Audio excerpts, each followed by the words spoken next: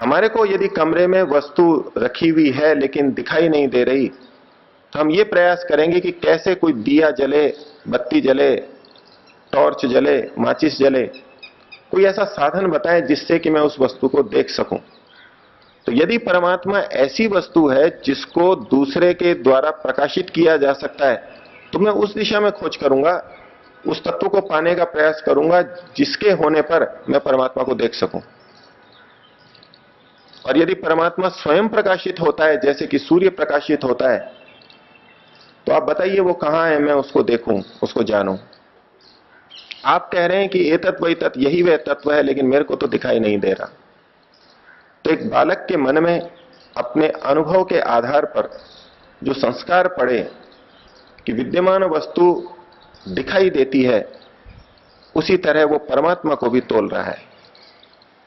और ये प्रश्न मात्र नचिकेता का नहीं है, वो तो एक बच्चा था, लेकिन हम भी जीवन में इतना लंबा समय बिता करके अनुभव लेकर के बड़े हो गए हैं, लेकिन फिर भी आध्यात्मिक दृष्टि से तो हम अभी भी बच्चे बने हुए हैं। और बड़े बड़े व्यक्तियों के मन में यह प्रश्न उठ खड़ा होता है जब उनको कहा जाए कि परमात्मा तो निराकार है, उसका कोई रूप नहीं है। उपनिषदकार भी कहते हैं वो नेत्रों से दिखाई नहीं देता, कानों से सुनाई नहीं देता। इतना सब होते हुए भी, सुनते हुए भी बार बार ये संस्कार मन के अंदर उठ जाता है कि आखिर भी कोई ऐसा तत्व हो सकता है जो हो लेकिन दिखाई ना दे, क्योंकि सबका जिंदगी का अनुभव संस्कार काम कर रहा है। जो जो वस्तु होती है वो दिखाई देती है। और यही कारण है वैज्ञानिक भी परमात्मा के अस्तित्व को स्वीकार नहीं कर पाते, क्योंकि उनके यंत्रों से, इंद्रियों से परमात्मा गम्य नहीं है, बोध्य नहीं है, जाना नहीं जा सकता। तो नचिकेता कहता है कि ये जो आप कहते हैं तदेततिति मन्यन्ते, ऋषि लोग मानते हैं ये वो तत्व है जो कि अनिर्देश्य है और परम सुखकर है। आप बताएं कथम नु तद विजानीयाम, मैं उसको कैसे जानूं। किमु भाति विभाति वा, क्या वो स्वयं प्रकाशित होता है, इस वर्ग में आता है, अथवा दूसरे के द्वारा प्रकाशित होता है, इस वर्ग में आता है। मेरे को इसका बोध हो तो उसके अनुरूप फिर मैं प्रयास करूंगा। नचिकेता के प्रश्न को, जिज्ञासा को सुन करके यमाचार्य इस 5वीं वल्ली के अंतिम श्लोक के अंदर कहते हैं, 15वें श्लोक में कहते हैं कि न तत्र सूर्यो भाति न चंद्र तारकम नेमा विद्युतो भांति कुतोयम अग्नि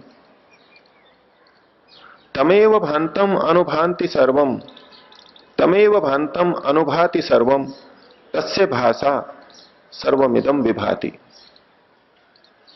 कहते हैं न तत्र सूर्यो भाति। सामान्य संस्कृत में अर्थ करें कि तत्र वहां पर, तत्र का मतलब उस जगह पर, तस्मिन स्थले, उस जगह पर, न सूर्यो भाति, सूर्य प्रकाशित नहीं करता। अब यहां प्रसंग तो परमात्मा का चल रहा था, किसी जगह का तो प्रसंग था नहीं कि यमाचार्य उत्तर देते कि उस जगह पर सूर्य प्रकाशित नहीं होता। जगह का प्रश्न नहीं है, जगह का प्रकरण नहीं है, इसलिए तत्र का हम ये अर्थ नहीं ले सकते कि उस जगह पर सूर्य प्रकाशित नहीं होता। तो दूसरा अर्थ लेंगे कि जिस जगह पर परमात्मा है, तत्र, उस जगह को छोड़ करके जिस जगह पर परमात्मा है वहां, अर्थात परमात्मा। तो न तत्र सूर्यो भाति, जिस जगह परमात्मा रहता है वहां सूर्य न भाति, प्रकाशित नहीं होता, प्रकाशित नहीं करता। तो परमात्मा कहां रहता है, फिर प्रश्न उठ खड़ा होगा। परमात्मा किसी स्थान विशेष पर रहता है और उसके लिए कहा जा रहा है कि यहां सूर्य का प्रकाश नहीं पहुंचता, सूर्य उसको प्रकाशित नहीं करता।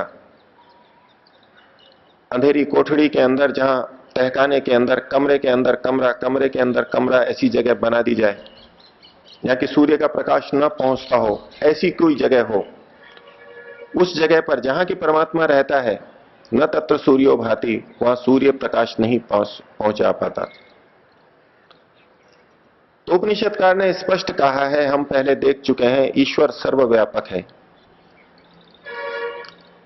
तो इसलिए कोई ऐसा स्थल हम सोच लें जहां सूर्य प्रकाशित नहीं करता और वहां परमात्मा रहता है, ये संगति भी इन पंक्तियों की नहीं लग सकती। तो परमात्मा सर्वव्यापक है, इस उपनिषद की धारा को, सिद्धांत को लेते हुए अब इसका अर्थ करेंगे तो अर्थ कर इस तरह से बनेगा, न तत्र सूर्यो भाति। जहां परमात्मा है यानी सर्वत्र, परमात्मा सर्वव्यापक है तो सर्वत्र न सूर्यो भाति, सूर्य प्रकाशित नहीं होता। जहां परमात्मा है वहां सूर्य प्रकाशित नहीं होता, वहां सूर्य प्रकाश नहीं करता।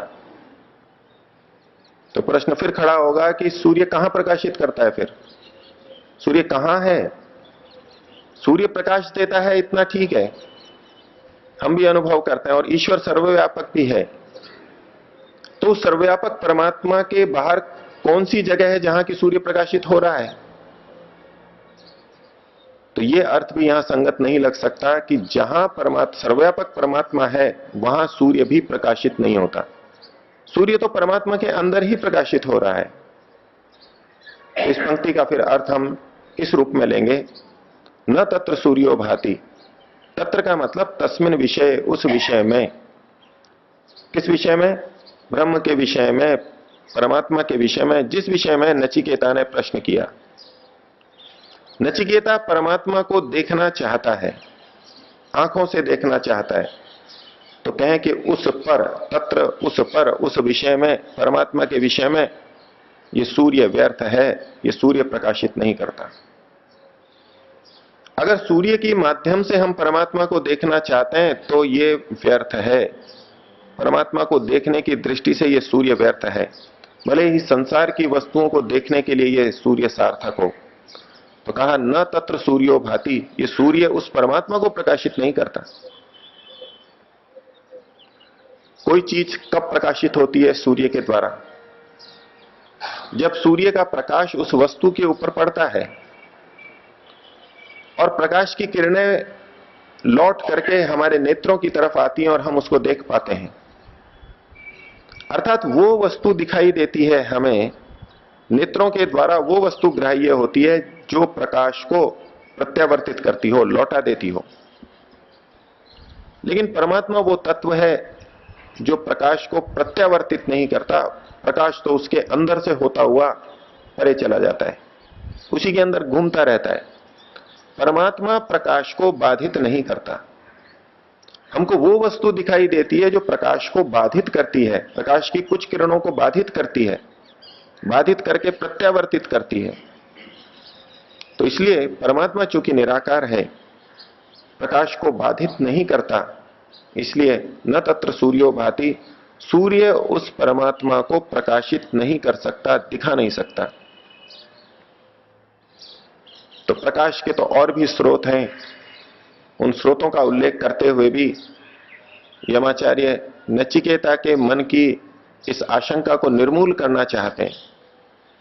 क्योंकि कई बार होता है एक चीज से कोई वस्तु प्रकाशित नहीं होती तो दूसरी चीज से प्रकाशित हो जाती है। हो सकता है कोई चीज अग्नि के प्रकाश में दिखाई नहीं दे रही हो, रंगीन प्रकाश में दिखाई नहीं दे रही हो, सूर्य के प्रकाश में दिखाई दे जाए। आजकल अंधेरे में देखने वाले कैमरे होते हैं सेना के पास में, इंफ्रारेड किरणों के माध्यम से, विभिन्न किरणों के माध्यम से वो अंधेरे में भी देख लेते हैं। तो कोई चीज ऐसी हो सकती है जो इस सूर्य के द्वारा, इस प्रकाश के द्वारा दिखाई नहीं दे रही हो, तो दूसरे प्रकाश से दिखाई दे रही हो। तो उस विकल्प को भी हटाना चाहते हैं। न तत्र सूर्यो भाति न चंद्र तारकम, न चंद्रमा का प्रकाश उसको दिखा सकता है कि रात को शायद परमात्मा का प्रत्यक्ष हो जाए चंद्रमा के प्रकाश में, और न तारकम, और जो अन्य तारे हैं आकाश में दिखाई देते हैं वो भी तत्र न भांति, वहां प्रकाशित नहीं होते। सूर्य परमात्मा को वो प्रकाशित नहीं करते। और कहा न इमा विद्युतो भांति, ये जो बिजलियां हैं, इतनी तेज बिजली चमकती है आकाश में, बड़े व्यापक रूप से प्रकाश हो जाता है, ये भयंकर बिजलियां भी, इतनी प्रकाशमान बिजलियां भी इस परमात्मा को प्रकाशित नहीं करती।